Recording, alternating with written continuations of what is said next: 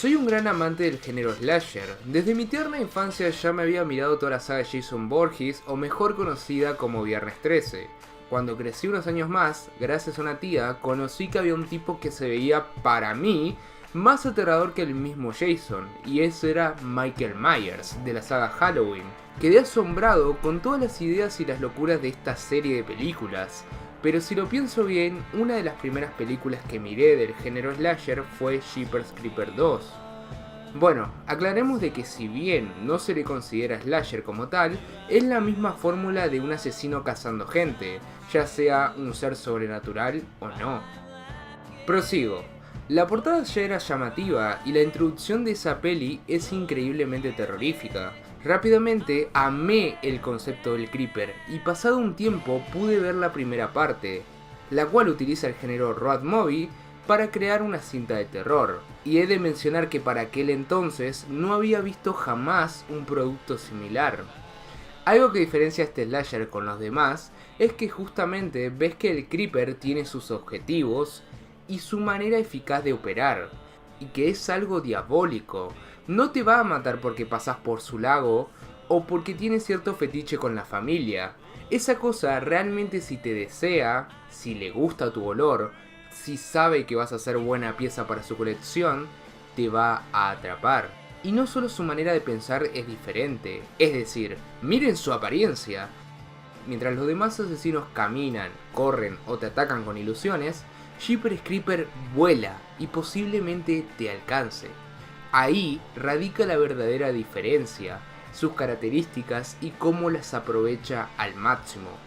Hay muchas personas que les desagrada estas dos películas, pero logró construir una gran fanaticada y comunidad a su alrededor que esperó más de 10 años a que Víctor Salva se decidiera a sacar una tercera parte, pero lamentablemente la espera no valió la pena. Algo destacable con respecto a esta saga es la originalidad del guión. Muchas de las situaciones por las cuales se van llevando los acontecimientos en las dos partes son en sitios muy peculiares, cargados de una atmósfera bastante desolada. Siempre sabe renovarse. Llega un momento en ambas películas donde tenemos todas las características del creeper ya vista, y este aún así nos vuelve a sorprender.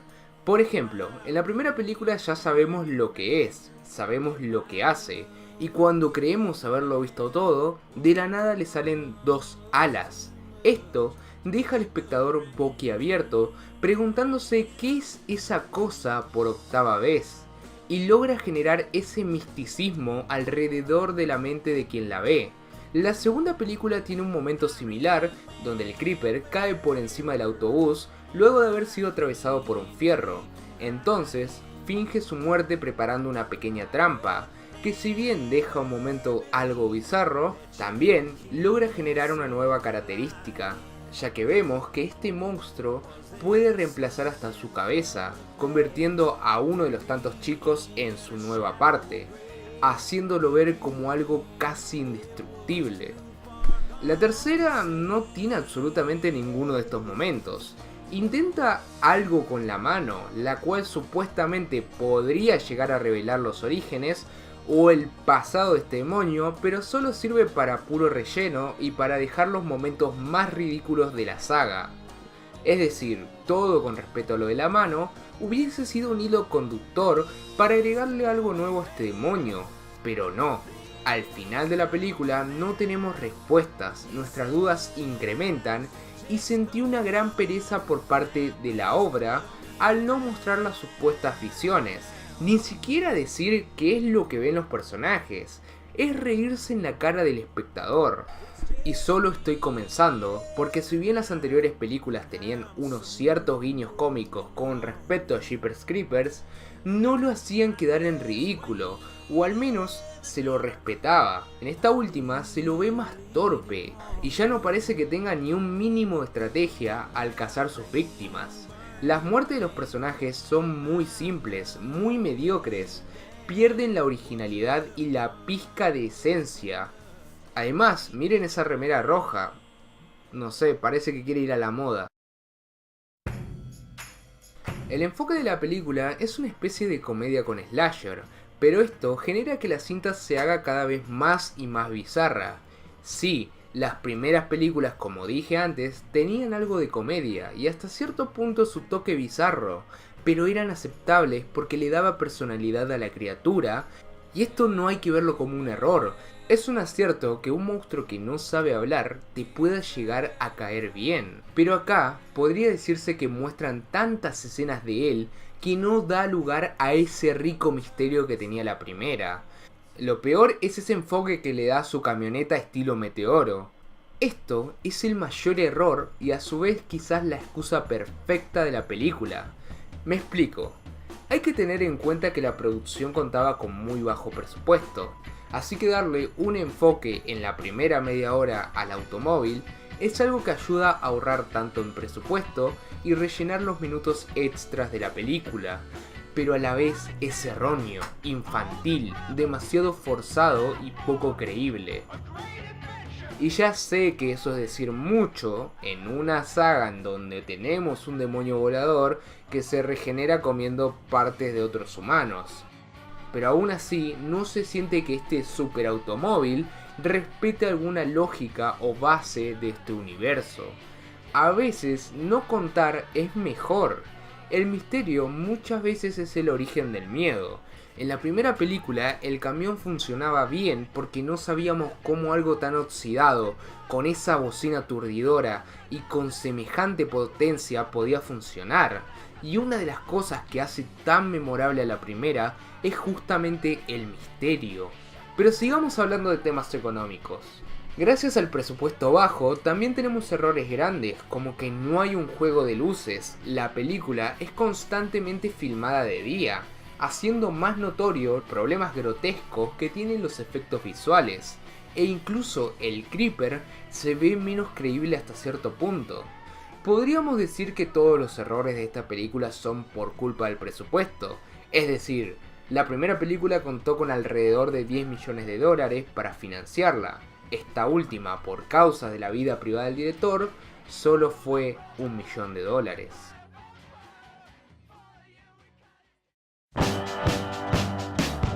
Aún así, creo que el principal problema de la película radica en el guión. De buenas a primeras, el peor error es que los personajes son todos planos y algunos clichés. Tenemos a un policía con miedo, pero que finalmente acaba accediendo para ayudar en la causa. El místico cazador que sabe algunas cosas de más y que su único objetivo de vida es ver al villano muerto. La protagonista es extremadamente genérica y hasta cierto punto llega a caerte mal. Querés que los primeros minutos el Creeper la mate, pero ¡oh! ¡Sorpresa! Es la protagonista, así que el demonio esta vez no la mata. Esto es ridículo. Nunca antes se vio algo así en la saga. El Creeper, si te agarra, estás acabado. Y acá, no. Podemos ver incluso que comete esta falta 2 veces. Como simplemente envuelve a 2 de sus víctimas sin matarlas. Ok, se podría argumentar que es para tener los cuerpos frescos, pero es forzadísimo, poco creíble y da la casualidad que termina lastimando al demonio con su propio automóvil. Ridiculísimo.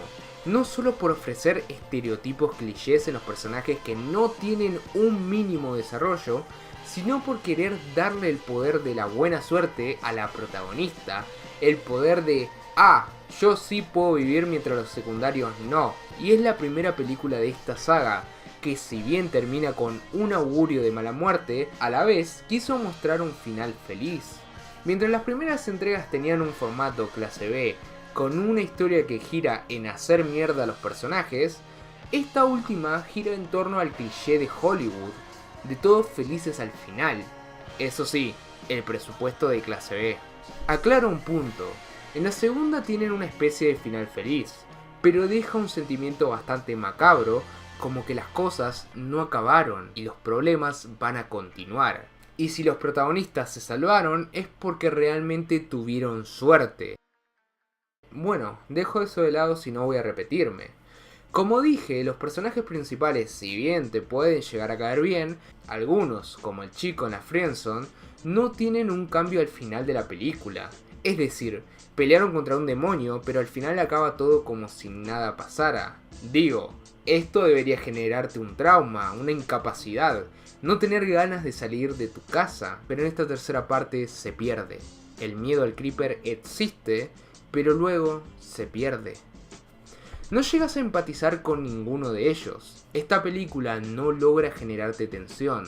Los pocos momentos son arruinados por malas elecciones del director y efectos muy malos.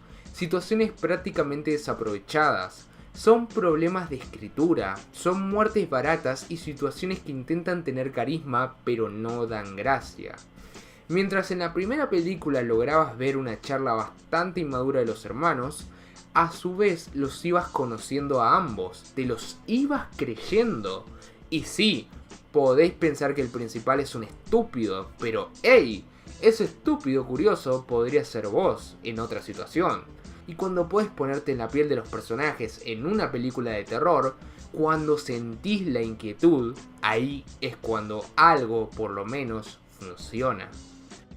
Ok, los personajes no funcionan, el enfoque no funciona, al menos, ¿hay algo relevante en esta película?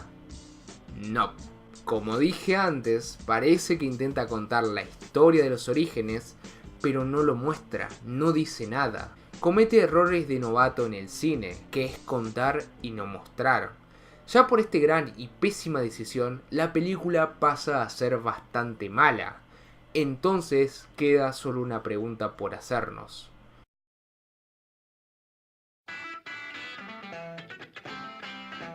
A la película le faltó un gancho, es decir, una característica nueva del antagonista, o quizás haber metido un gancho a alguno de los personajes que lograse interesar y captar la atención del público. Ahí se puede jugar con miles de posibilidades, esa es decisión del director, de qué personajes incluir o sacar y qué tipo de recorrido quiere darle a su historia. Él es el único que sabe todas las características de su criatura. Es por ello que voy a intentar explicar más que nada el tipo de terror que quiero ver o cómo hacerlo. Creo que un buen punto de la historia sería poner más situaciones claustrofóbicas. Es decir, en la primera película teníamos el túnel y luego la prisión. La segunda se desarrolla prácticamente en el autobús. De eso es lo que hablo, meter a los protagonistas en una zona encerrada y ver cómo el creeper los está acechando. Es algo que genera tensión. Hubiese funcionado mucho mejor si gran parte del conflicto se desarrollaba en un lugar estático. La trama principal nos narra de que el antagonista vuelve para recuperar la mano, la cual se encuentra cerca de una gran casa rodeada de un campo enorme. ¿Por qué la mitad de la película no se pudo haber desarrollado ahí? ¿No hubiese sido genial que el capitán, al ver que el creeper va a volver por esa pieza que le falta, hubiesen preparado una resistencia, una fortaleza en la casa, escondiendo el objeto que el antagonista vuelve a buscar? Así podrían generar al menos una gran parte de la película en la casa, donde los personajes van conociendo sus defectos y se va creando una atmósfera de tensión, tal y como lo hizo la segunda. Acá la inquietud se produciría fácilmente, ya que habría algunos secundarios junto con los principales, y verlos caer uno a uno y cómo se pelean entre ellos sería mucho más interesante. Cómo el creeper se las arregla para, por ejemplo, romper una de las ventanas, o que en un momento entre por el techo o quizás por el sótano, y que la película gire en torno a la incertidumbre de por qué parte de la casa entrará, de cómo los va a sacar el creeper de esa casa. Muchas cosas se podían haber hecho para jugar con esta premisa. O situaciones en las que poco a poco logre entrar en el lugar y ya no queden más que 2 o 3 sobrevivientes y vaya tocando las puertas de la casa hasta que en un momento se genere un verdadero slasher en donde el creeper va recorriendo toda la casa en busca de la mano, en vez de que vaya cazando varias víctimas al azar alrededor de todo el pueblo como en la película original. Luego, con los personajes, simplemente debe hacer que nos encariñemos, que los veamos más en situaciones cotidianas y que los diálogos sean más creíbles. Aclaro una última cosa, Jeepers Creepers 3 es una película mala, mediocre, pero es entretenida, es cómica hasta cierto punto y se deja ver y disfrutar. Por eso, desde mi punto de vista, la cuarta parte debería enfocarse en mejorar el guión y ver qué hizo tan grande a la primera película, ya que esta saga tiene mucho potencial y su prioridad deberá ser que vuelva y que le temamos a Jeepers Creepers.